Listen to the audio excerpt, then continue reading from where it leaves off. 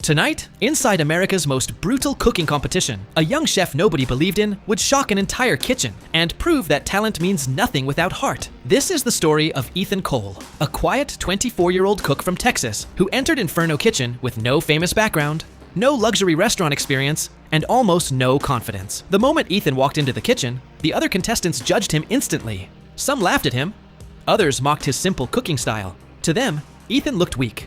But standing at the center of the kitchen was the legendary chef Marcus Kane, a man feared across America for his explosive temper and impossible standards. Marcus believed kitchens were battlefields, and only the strongest chefs survived. On the very first day, the contestants faced their first challenge. Each chef had only 30 minutes to create a signature dish good enough to impress Marcus Kane. The pressure inside the kitchen was unreal. Some contestants prepared expensive seafood dishes. Others created artistic luxury plates designed to look beautiful on camera. But Ethan chose something simple: pan-seared chicken with creamy garlic potatoes and roasted vegetables. Nothing fancy, just honest food. As Marcus tasted the dishes, disaster struck almost every contestant. He destroyed them one by one with brutal criticism. Steaks were overcooked, sauces tasted terrible, some dishes were completely raw. Fear spread across the kitchen as chefs realized how ruthless Marcus truly was. Then, Marcus finally reached Ethan's station. The entire kitchen became silent. Marcus took one bite, then another. For a moment, nobody moved. Finally, Marcus slowly looked up at Ethan and said, "For the first time today, someone cooked with passion." The room froze in shock.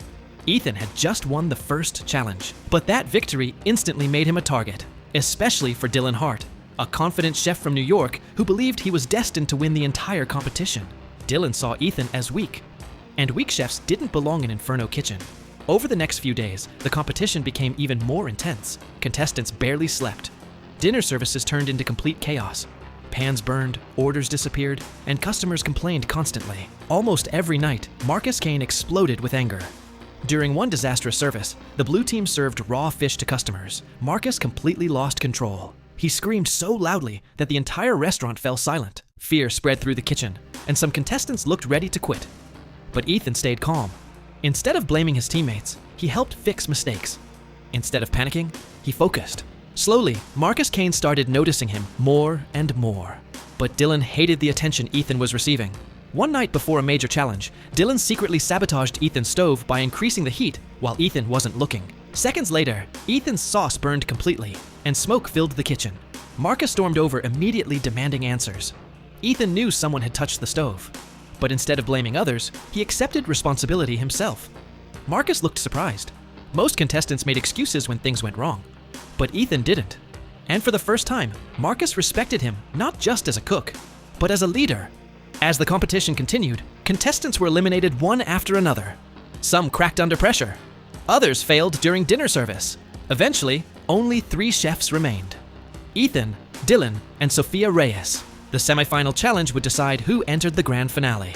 Each chef had to lead an entire kitchen during a packed dinner service. Sophia struggled under pressure and lost control of her station. Dylan cooked quickly, but screamed at his teammates so aggressively that communication completely collapsed. Then came Ethan's turn. Instead of shouting, Ethan encouraged his team. When mistakes happened, he fixed them calmly. When pressure increased, he stayed focused. Somehow, his kitchen ran smoother than everyone else's. Even Marcus Kane looked impressed. At elimination, Marcus stood silently holding 2 chef jackets. The room felt completely tense. Then, Marcus announced the first finalist, Ethan Cole. The kitchen exploded with shock. Dylan could barely believe it. For weeks, he had treated Ethan like the weakest chef in the competition. Now Ethan was only one step away from victory. The final challenge would decide everything. Both chefs designed their own restaurant menus and led teams made up of eliminated contestants. Dylan focused on expensive luxury dishes. Ethan focused on flavor, teamwork, and consistency. At first, both kitchens performed well, but halfway through service, Dylan completely lost control. He screamed at teammates, orders became delayed, and panic spread across his kitchen. Meanwhile, Ethan stayed calm under pressure. He motivated his team, fixed mistakes quickly, and continued sending out strong dishes all night long. Customers loved his food, and Marcus Kane watched every second carefully. Finally, the last dinner service ended. The 2 chefs stood in front of the giant steel doors of Inferno Kitchen. Only one door would open. One chef would achieve their dream, and the other would lose everything. The room became completely silent. Ethan closed his eyes nervously. Then, one door slowly opened. It was Ethan's. The kitchen exploded with cheers after weeks of pressure, fear, and non-stop battles. The quiet chef nobody believed in had just won the competition.